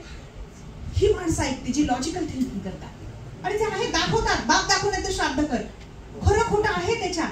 अभिसार शर्मा, आरफा खानम, द वायर, हे ऐकलं वाचलं पाहिजे. मला खूप हे वाटतं, ते काय विवेकवादी आहे, ते पटतं, जे आहे ते मांडलं जातं. म्हणून आपण अपडेट झालं पाहिजे, अद्ययावत झालं पाहिजे. पण आपल्या डोक्यात काय अद्ययावत कशाने व्हायचं? कपडे, फोन, शूज, सनग्लासेस. विचारांचं काय? अपडेशन विचारांचं झालं पाहिजे ना. ब्रँडेड सगळ्या गोष्टी वापरतो आपण, पण आपले विचार ब्रँडेड नसतात. ही खूप मोठी शोकांतिका आहे. पुढे, स्त्रिया मोकळा श्वास घेऊ लागल्या केव्हा? द सेकंड सेक्स नावाचं श्रीमान द बोवार यांचं पुस्तक आहे. स्त्रीवादाचं बायबल म्हटलं जातं त्याला. खूप जाडजूड आहे, 600 पानांचं आहे. बघा, सवडीने वाचा. चाळा आधी चाळा, वाटलं तर वाचा. पुढे, शिक्षणामुळे बाईला अस्तित्वाची जाणीव झाली. ती बरोबरीने आली, ती बोलू लागली. कारण काय? बुद्धीचा वापर होऊ लागला. तिला कळू लागलं हे जे आहे, शिक्षणामुळे कळू लागलं तिला, हे जे माझ्या धडावर आहे डोकं, त्याच्यात मेंदू नावाचा एक पदार्थ आहे आणि त्याचा वापर करायचा आहे. अवयव आहे. विचार करू लागली, बोलू लागली. परखड बोलणारी स्त्री दिसली की ती कुणालाच आवडत नाही सर. ही आजची वस्तुस्थिती सांगते. तो कोणत्याही मोठ्या पदावर असो, किती उच्च शिक्षित असो, किती चांगलपणाचा आव्हानात असो, तो दादा म्हणाला ना, दाखवायचे दात आणि खायचे दात वेगळे. अरे बाहेर फार भाषण ठोकायची, स्त्री पुरुष समता झालीच पाहिजे, आणि घरी बाईला इतका राज. हे आहे फार हिपोक्रेसी, खूप दांभिक आहे. औरतें बहुत अच्छी होती है. रवींद्र कुमार यांच्या ओळी मला खूप आवडतात. त्या एक पुरुषाने बाईविषयी लिहिले म्हणून जरा जास्त आवडतात त्या. तर इथं बाईला समजून घेणार सर, तर पुरुषांनी एवढ्या संवेदनापूर्ण लिहिलंय तिच्यासाठी. गौर से सुनिएगा, बॅक बेंचर्स ते त्यांच्यात मशगूल आहे. काय काही जणाशी आहात ना, इथंच आहात ना. नाही, मनाने कुठं कुठं असतात पोरं, आणि आपल्याला वाटतं आहे तिथं आहे. आमच्या मुंबईची पोरं पण अशीच पकडून आणावी लागतात. आहेस का? हा मॅडम, मग मी काय सांगितलं लगेच मी कहा हो असं होतं. आहात ना रे, इथंच थांबा, थोड्या वेळाने संपवते. हा, तर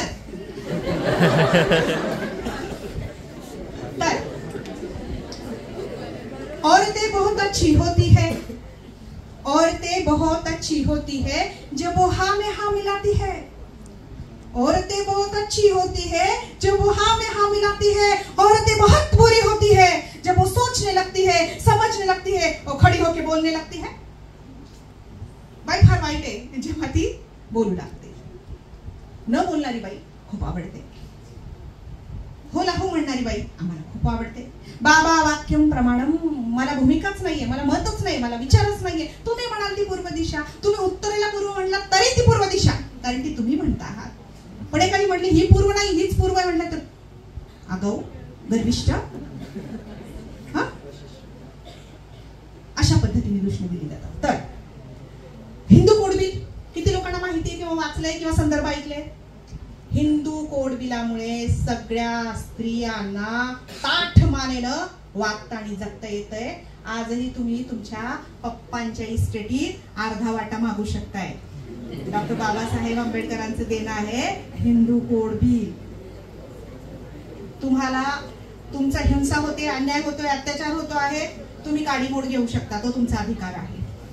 तुम्हाला दत्तक घेण्याचा अधिकार आहे. अनेक गोष्टी आहेत. हिंदू कोड बिल वाचा, यावर कधीतरी संधी मिळाली तर मी बोलेन त्या काळामध्ये. पुढे पुढे काही पुस्तकं वाचा म्हटलं ना, बाई माणूस पण वाचू नका. करुणा गोखलेंचं बाई माणूस नावाचं पुस्तक पण वाचा. या लायब्ररीत खूप पुस्तकं आहेत छान वाचनीय. मी ही इथल्या लायब्ररीतली पुस्तकं वाचलेली आहेत. मी बीएडला पण इथेच होते याच महाविद्यालयात, त्यामुळे मी इथली लायब्ररी मला माहिती आहे आणि खूप चांगली पुस्तकं आहेत. इथे हे पुस्तक असणारच आहे. जात पंचायत नावाची गोष्ट ऐकली तुम्ही? भयंकर आहे. नाशिकमध्ये कृष्णा चांदगुडे खूप चांगलं काम करतात या संदर्भाने. कौमार्य चाचणी या गोष्टी ऐकल्या तुम्ही? हे बघा, तुम्ही आता आमच्या बरोबरीचे झालेला आहात. तुम्हाला कळतं एक मॅच्युरिटी येऊ लागली आहे. या गृहीतकासह मी तुमच्याशी हे बोलते आहे. आपण कधीतरी हे ऐकलं बोललं पाहिजे, विचार केला पाहिजे. जात पंचायत अजूनही न्यायालय मानत नाही. त्यांची पंचायत असते, ते फैसला देतात आणि मग त्या पद्धतीने शिक्षा सुनावली जाते. काही छोट्या छोट्या जात समूहांमध्ये ती मुलगी कुमारिका आहे की नाही याची चाचणी केली जाते. पुरुषाची अशी चाचणी केली जात नाही. बघा किती बायस्ड आहे, भयंकर आहे ते. त्याच्यानंतर तिच्या चारित्र्याची परीक्षा घेतली जाते. हा, एक आपल्याकडेच घडलेला किस्सा इथल्या नाशिक मधलाच आहे. मला छोटं खेडेगाव होतं, मला आठवत नाहीये. उकळत्या पाण्यातून कुठे सर, गंगापूरच्या पुढे, उकळत्या तेलातून 5 रुपयाचं नाणं काढायला लावलं होतं तिला. तू जर चारित्र्य संपन्न असशील तर तुझा हात पोळणार नाही. मला सांगा, विज्ञानाला काय चॅलेंज आहे हे सांगा तरी. त्या पुरुषाने जरी त्या उकळत्या पाण्यात हात घालून ते काढलं तरी हात पोळणारच आहे. मग तो चारित्र्यहीन असं ठरवणार आहात का? म्हणजे काय म्हणूया आपण याला? ते किती मूर्खपणाच्या गोष्टी आहेत या. कोणत्या काळात वावरतोय आपण, आणि आपल्याला विश्वगुरु होण्याची घाई झालेली आहे. काय उमजन आपल्याला इथं, काय करतो आहोत आपण? हा, तर त्या बाईच्या चारित्र्यावर शंका होती तिच्या पतीला, म्हणून तिची चाचणी जातपंचायतीने काय सांगितलं, उकळतं ते दाखवलं. तो व्हिडिओ व्हायरल झाला होता सर, भयंकर. आता सांगताना पण काटा येतोय. त्या बाईने ते काढलं, तुला ते चारित्र्य ठरवलं, तिची काडी मोड आणि ह्या गोष्टी सगळ्या किती भयावह गोष्टी आहेत. आपल्या आजूबाजूलाच आहे. नाशिकला लागून असलेल्या एखाद्या खेड्यात ते होत आहे. म्हणजे अजून ही माणसं मुख्य प्रवाहात आलेली नाही, कुठच्या कुठे आहेत ह्या गोष्टी मारक आहेत. अगदी विष्ठाप्राशन करायला लावलं किंवा ह्या गोष्टी पण होतात, भयंकर आहे. जात पंचायती अशा शिक्षा देतात, मूत्रप्राशन करायला लावतात. करुणा गोखले यांचं बाई माणूस नावाचं पुस्तक आहे, त्यात एक खूप सुंदर वाक्य ते बघा. आणि हे खरं आहे, हे खरं आहे. खोटं असेल तर कुणी ऑब्जेक्शन घ्या. हा माईक तुमच्यासाठी खुला, इकडे येऊन बोला, आपण युक्तिवाद करूया. जे आहे ते आपण मान्य केलं पाहिजे. स्त्रीच्या आयुष्याचं प्रयोजन पुरुषाला केंद्रीभूत धरून ठरवलं गेलं आहे. बरोबर आहे, सहमत आहे? बाईच्या आयुष्यात कुठल्याही घडामोडी घडतात, तो बाप असेल, भाऊ असेल, नवरा असेल, मुलगा असेल, त्याला केंद्रीभूत ठेवून ठरवल्या गेलेले आहे. एवढी व्रत वैकल्य आणि उपवास तापास करतो आपण. चांगला नवरा मिळावा म्हणून एक उपवास आहे, नवऱ्याला दीर्घायू लाभावी म्हणून एक उपवास आहे. बायको मरून गेली तर तिच्यासाठी एक पण उपवास नाहीये. का नाहीये? पांढरा ढवळा, हिरवे पिवळे सगळे बुधवार गुरुवार आहेत. अरे पण उद्यापन आहेत. पण बाईसाठी काय? मला एक उपवास सांगा, एक व्रत सांगा. नाहीये, आहे की नाही? पुरुषाला केंद्रीभूत ठेवून बाईचं पूर्ण आयुष्य आखलं गेलेलं आहे. बरोबर, हे आहे. आणि बायका जास्त बळी पडल्यात याला. ते छान पैकी सुंदर होऊन वगैरे ते मग ते पूजेला जायचं वगैरे वगैरे. लॉजिक काय आहे? मी एक वेळ हे केलेलं आहे, मी नंतर मी वाचू लागले, मी हे बंद केलेलं आहे. मी व्यवस्थित घ्या ना, काळजी घ्या. आपल्याला फार जीवलग माणूस आहे, त्याची काळजी घ्या. हा, खाऊ पिऊ घालायचा हा मुलगा पूर्ण टक्कलीच झालेला आहे माझ्या भाषणात. नंतर काही हो, आता मला एक बंदा तो मुझे मिल गया है.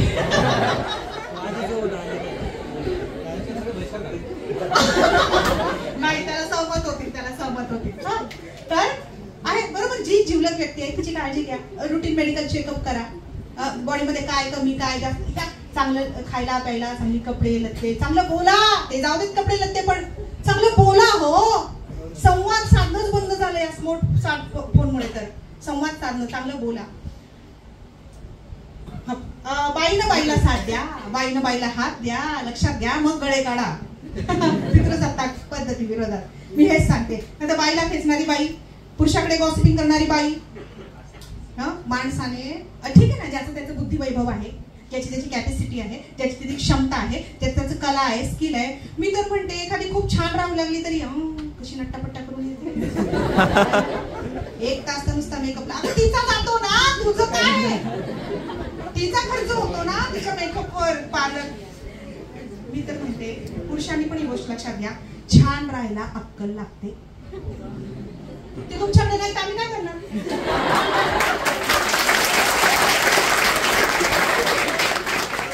मी कशात छान दिसू शकते, मी कशात छान प्रेझेंटेबल असू शकते, मी कशात छान वावरू शकते, कोणता हेअरकट मला छान दिसू शकतो, मला कोणते सनग्लासेस छान दिसू शकतात, कोणत्या लिपस्टिकचा शेड, कोणती पावडर, कोणता कॉम्पॅक्ट, कोणते शूज, हे काढायला पण अक्कल लागते. बरोबर आहे? नेल पेंट सर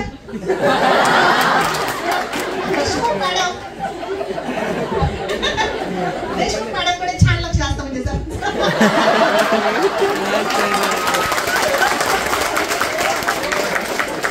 आणि तुम्हाला एक सांगू का, आपण एखादा पुढे जाऊ लागला ना की त्याचा द्वेष करतो. अत्यंत मूर्खपणा आहे हा. हे बघा, द्वेष करायला पण अक्कल लागत नाही. असे गर्दीतून चालले एक फटका द्या कुणाला तरी, एक शिवी हाणा, तो उठून मागे वळून काय काय केलं सुरू, तिथे मग ते प्रकरण सुरू. अक्कल लागली तिथं काय, एक दगड मारून फेका, एक खडा मारून फेका, बोला, टोमणा द्या. प्रेम करायला बुद्धी लागते. मला या व्यक्तीतलं काय आवडतं, ही व्यक्ती मला का आवडते, ही व्यक्ती मला का आवडू शकते, याच्यात काय छान आहे, किती छान बोलते, चालते, वागते, माग छान. बुद्धी, विचार करावा लागतोच, ही मला का आवडावी. पण द्वेष आणि भांडण करायला अक्कल लागत नाही. आणि ती गोष्ट आपण जास्त करतो, वापरतच नाही. द्वेषाने द्वेष वाढतो. प्रेम करा. काय ते मोहब्बत की दुकान, नफरत की बाजार में मोहब्बत की दुकान. अलीकडे ऐकलं मी ते. हा, खूप पुरुषांना, हा एवढं घ्या, एवढं बरोबर घ्या, बरोबर. काय व्यक्ती आवडायला बुद्धी लागते आणि मोहब्बत की दुकान, एवढंच लक्षात ठेवा. बाकी सर ते झोपलेले सुद्धा जागे झाले, सगळे उठून हसू राहिले. जिव्हाळ्याचा विषय, अगदी सगळे हसताय. अरे वा, क्या बात आहे, सगळे जागे झाले.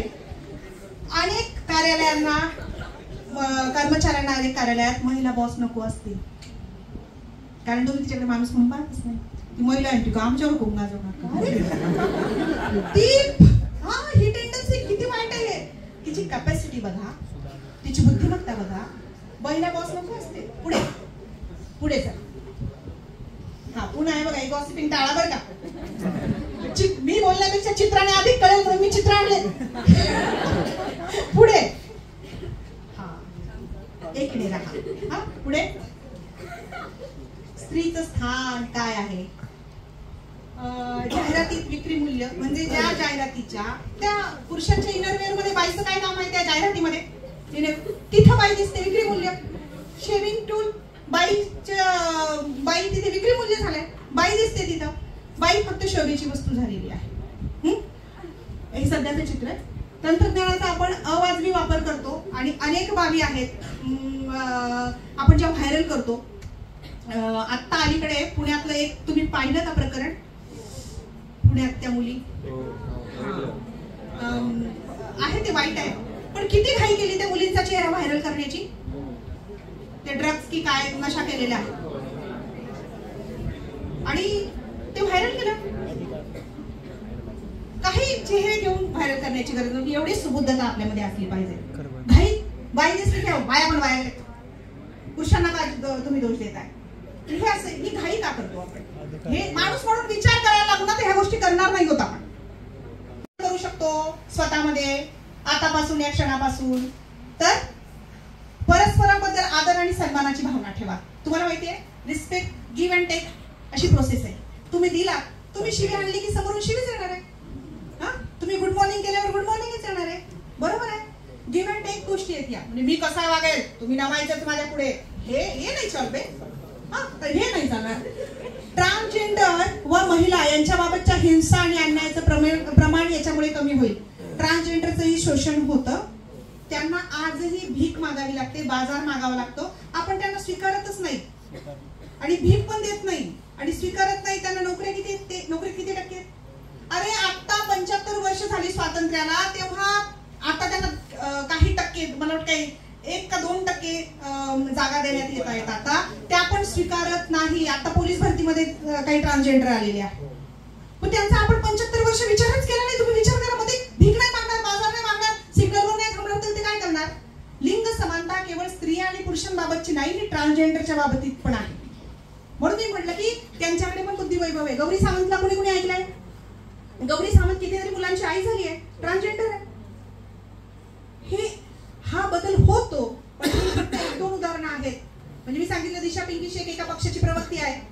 ते एकच उदाहरण आहे. अजून खूप मोठा मॉब आहे त्यांचा की तो प्रवाहात यायचा आहे. अजून आपल्याला त्या दृष्टीने काम करावं लागेल. तर लैंगिक पूर्वाग्रह आपण नष्ट होऊ शकेल याच्यामुळे. बाई म्हणजे काय बाई माणसाला जमणार आहे ती गोष्ट. एखादं काम देताना हा बायस आपण थांबवला पाहिजे. महिलांवर एखादी जबाबदारी दिली ना त्यांची निर्णय शक्ती वाढेल. एखाद्याला आपण जबाबदारी दिली ना की काय होतं, त्याला खूप बरं वाटतं ना, आणि तो पण काळजीपूर्वक ती गोष्ट करतो. परंतु केवळ ह्या जेंडरची आहे म्हणून ही जबाबदारी द्यायला नको, त्यांना जमणार नाही हा पूर्वग्रह काढून टाका. हा, आणि द्वेष केला नाही, बायस्ड वागले नाही तर मनशांती तुम्हाला पण आम्हाला पण. कारण जो दुसऱ्यांची घरं जाळतो त्याच्या झाडात त्याला पण लागतात. हा, बरोबर आहे. त्याच्यामुळे आपणही अस्वस्थ तोही अस्वस्थ. कशासाठी? मानसिक शांती गरजेची आहे. आपण कमवतो गोष्ट काम करतो कशासाठी मला सांगा ना. याच गोष्टीसाठी करतो आणि ती जर लाभत नसेल तर काय उपयोग आहे? मग हे दावे द्वेष. माणूस म्हणून वागा सगळ्यात सोपं आहे. माणूस म्हणून वागणं सगळ्यात सोपं आहे. पण तिकडे आपण भरकटत अजिबातच फिरकत नाही. आपण कुठेतरीच भरकटत जातो. पुढे बाईमध्ये आत्मविश्वास, लिंग समानता आली, लिंग संवेदीकरण वाढलं, ही आत्मविश्वास होईल. बाई कणखर होईल, आत्मविश्वास वाढेल, कणखर होईल, परखड होईल. आपण काय करतो, आपण फक्त ऑलिम्पिक वगैरे जिंकून आल्यानंतर त्या स्त्रियांचा गौरव करतो, नंतर त्यांच्यावर जर तर हे आहे, हे आपण स्वीकारलं पाहिजे आणि बदल करणं गरजेचं आहे. पुढे कोण आहे? बलाला युसुफजाई. काय म्हणते ती? One child, one teacher, one book and one pen can change the world. तुम्ही त्यासाठीच इथं आहात, लक्षात घ्या. म्हणून मी सुरुवातीला काय म्हटलं, संस्थेत शिक्षण खूप चांगलं आहे, शिक्षक खूप चांगले आहे, अवघं आयुष्य बदलू शकतं. आम्ही तुम्हाला शिकवत नाही, पुन्हा एकदा नोट डाऊन करा, आम्ही तुम्हाला शिकवत नाही. आम्ही फक्त शिकण्यास पोषक आणि पूरक वातावरण देतो. तुम्ही शिकायचं की नाही, घ्यायचं की नाही ते तुम्ही ठरवायचं असतं, लक्षात घ्या. आम्ही शिकवलं तुम्हाला 100 पैकी 100 मार्क असं होत नाही. आम्ही पूरक पोषक वातावरण देतो, सगळ्या सुविधा देतो. शिकायचं की नाही हे पूर्णतः तुमच्यावर अवलंबून आहे. पुढे बाई अष्टावधानी असते. एकाच वेळी ती फोन घेते, नवऱ्याच्या प्रश्नांना उत्तर देते आणि चुलीवर काय ठेवलंय तिकडे तिचं लक्ष असतं काय करपलंय. घरात कितीही कल्लोळ आणि गोंधळ असू देत, ती फोनवरचा अचूक बरोबर ऐकते. एखाद्या पुरुषाला कल्लोळात फोन येऊ दे, ते 2-3 फटके देऊन आधी गप्प करेल पोरांना. हा बोल हे स्वीकारा तुम्ही. अष्टावधानी आहे बाई. पुढे काय झालं पाहिजे? सकारात्मक आणि इच्छित. तुम्ही पण आम्ही पण. पुढे एक ध्येय आणि ध्यास असावा. आपल्या नावाचा ब्रँड झाला पाहिजे, लक्षात घ्या. ब्रँड नाही तर मला अमुक सारखं व्हायचं, ढमुक सारखं व्हायचं. कोणत्या तरी अमुक ढमुकला तुमच्या सारखं व्हावं वाटलं पाहिजे, असं तरी झालं पाहिजे आपण. पुढे पुढे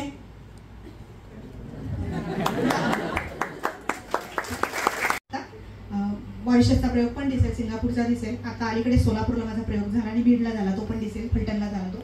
मी अरुणा बोलते. याच्यात 42 वर्ष तिला काय वाटलं, तिची कहाणी जन्मापासूनची ती सगळी त्याच्यामध्ये.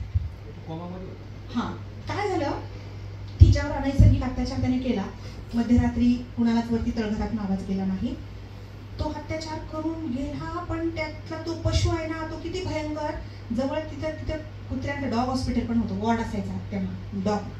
तर त्या डॉग्सला बांधण्याची लोखंडी साखळी होती, ती त्याने उचलली. तो निघाला होता, दरवाजातून परत आला, ती लोखंडी साखळी उचलली आणि त्या लोखंडी साखळी इतका भयंकर पद्धतीने आवडला. त्याला वाटलं असेल की मेली म्हणजे नारायणा बासना बजे की बासुरी.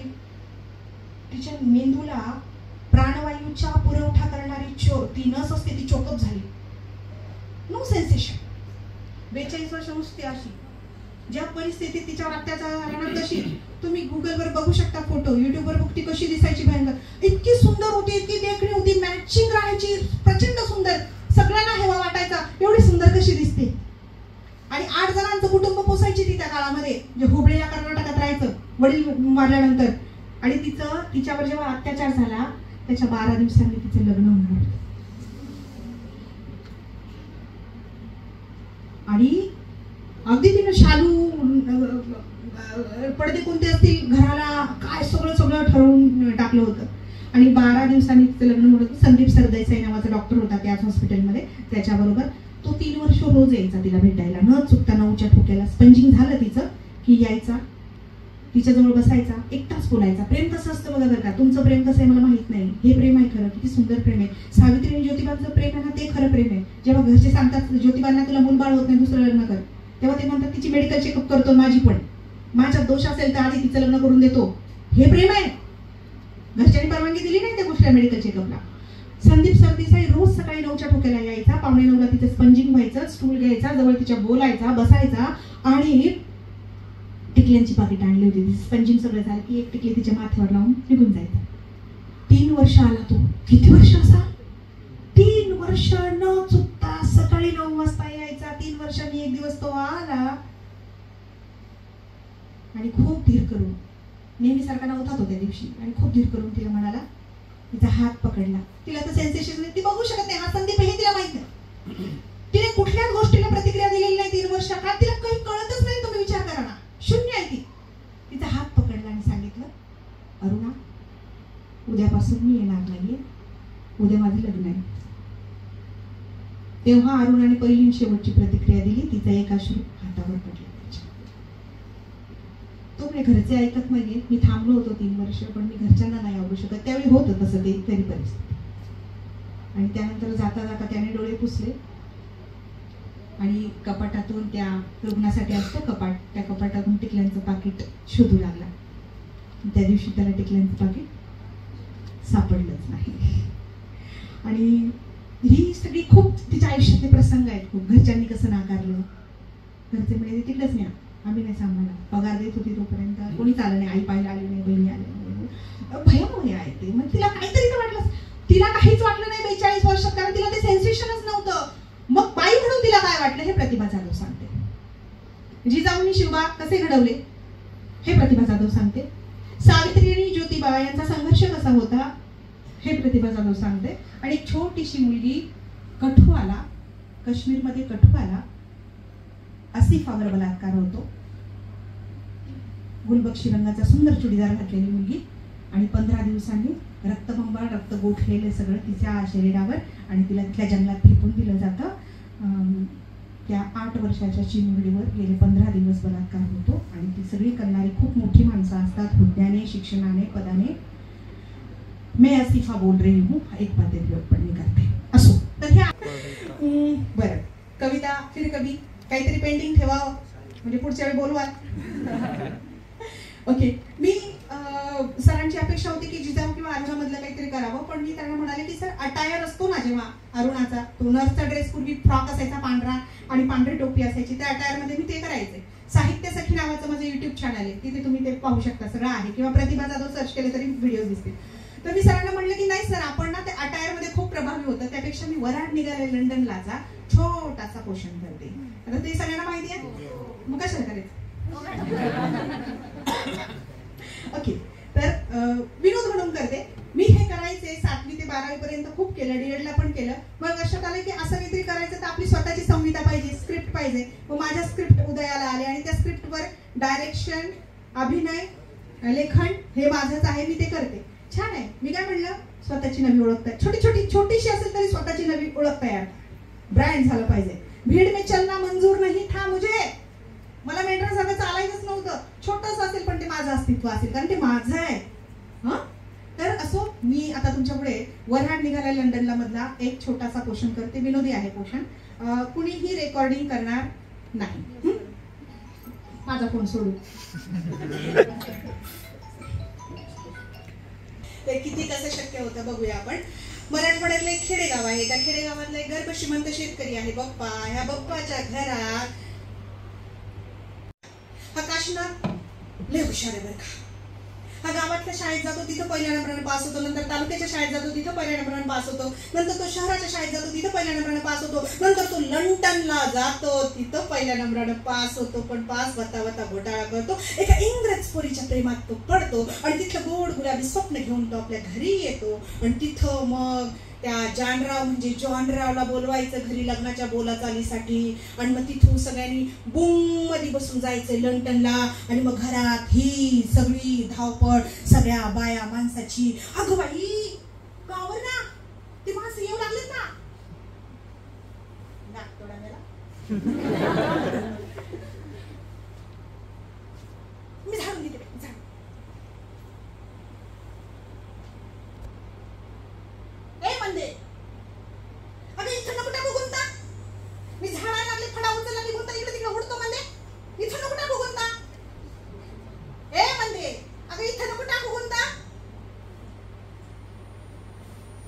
म्हणले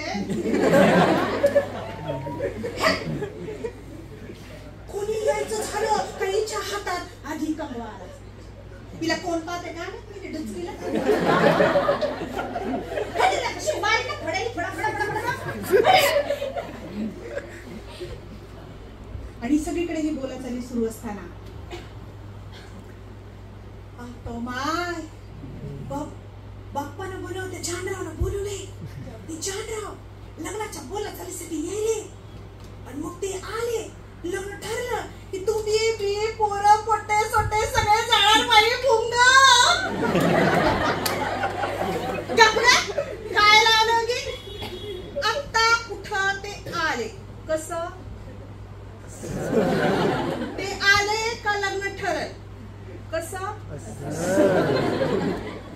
लग्न ठरलं तर बाप्पा म्हणत्याल त्याप्रमाणे आपण जाणार. कसं आणि हे सुरू असताना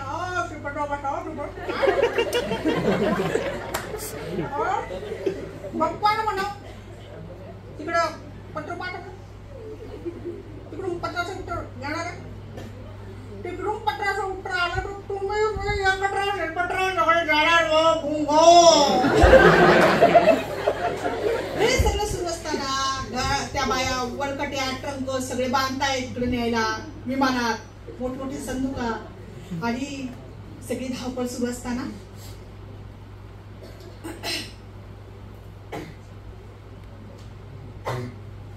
अगं ऐकलं का ऐकलं वंसा वंसा वंसा पाहिलं कशी गेली पाहिलं कशी गेली.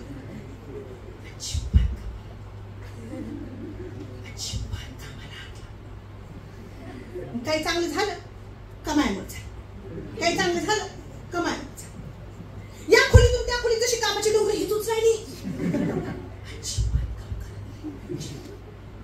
पण सांगता कुणाला त्या मोठ्यांच्या गोष्टी लई वेगळ्या असता बाई. या मोठ्यांच्या घरा एखादी बाई बाळंतीन झाली. पोरगं कसं असतो काळं बेंद्र नकतं चकतं आणि विचारलं कसं आहे म्हणावं लागतं मस्त चंद्राचा तुकडा. वंस वंस वंस वंस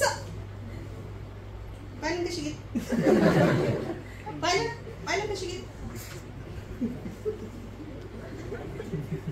काही चांगलं झालं कमायमुळे झालं. काही चांगलं झालं कमायमुळे झालं.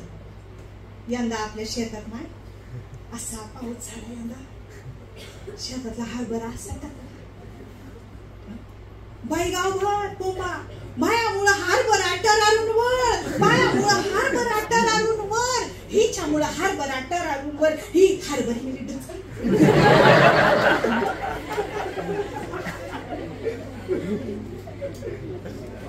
काल आपल्याकडे सत्यनारायण झाला ना काय का प्रतिभा अशी काऊन पाहिजे झेंडू फुटल्यावर.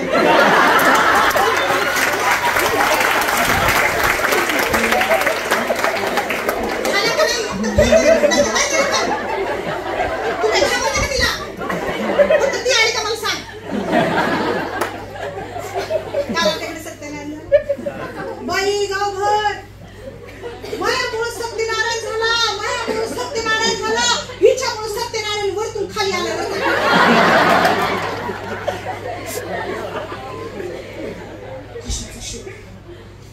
प्रमोद भाऊजी यंदा पहिल्या नंबराने पास झाले. बाई दुपारी लोकांच्या कड्या वाजू मायामुळे प्रमोद भाऊजी पहिल्या नंबराने पास. माझ्यामुळे प्रमोद भाऊजी पहिल्या नंबराने पास. हिच्यामुळे प्रमोद भाऊजी पहिल्या नंबराने पास. ही तिसरी नापास ढगोळी. हिच्यामुळे प्रमोद भाऊजी पहिल्या नंबराने पास. खरे मला फार कंटाळा. म्हणतात ना नक्ट भाऊ आपण धाकट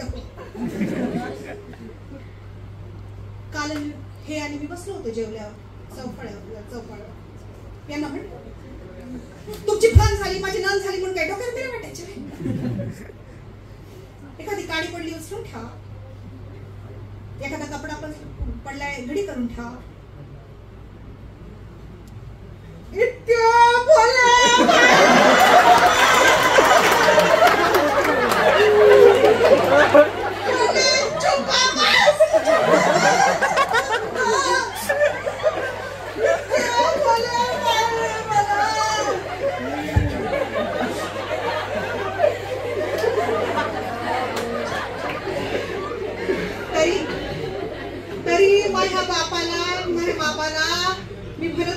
परीक्षा देऊ नका. तरी मा पाठीवर हात फिरू मा बाबा मोठं गरम पोकळा वाजून वाराई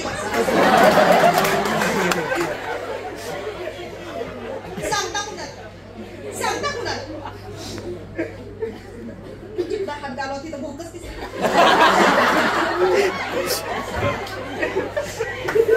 आणि हे सगळं सुरू असताना एका खोलीत शेवटचा प्रसंग.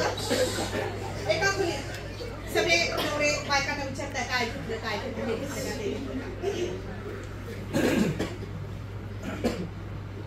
झाले का सगळं बांधून झालं काय. हो मुकुंदाच्या चड्ड्या घेतल्या का.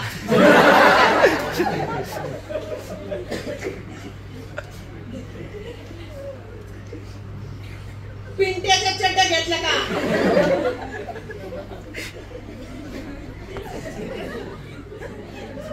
माझ्या चड्ड्या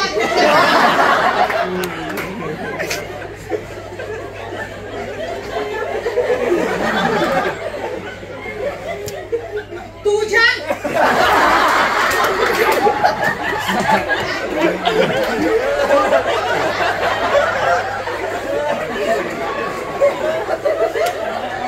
काय बोलत आहे. जिभेला काही हाड तुमच्या. त्या शेजारच्या खोल्यांमध्ये जरा पहा जाऊ. नवरे बायकांना काय विचारताय. वजरती घेतली का, मंगळसूत्र घेतलं का, जोडवे घेतले का, बुगडी घेतली का, गंठण घेतलं का, अंगठी घेतली का, शालू घेतला का. इथं नुसत्या चड्या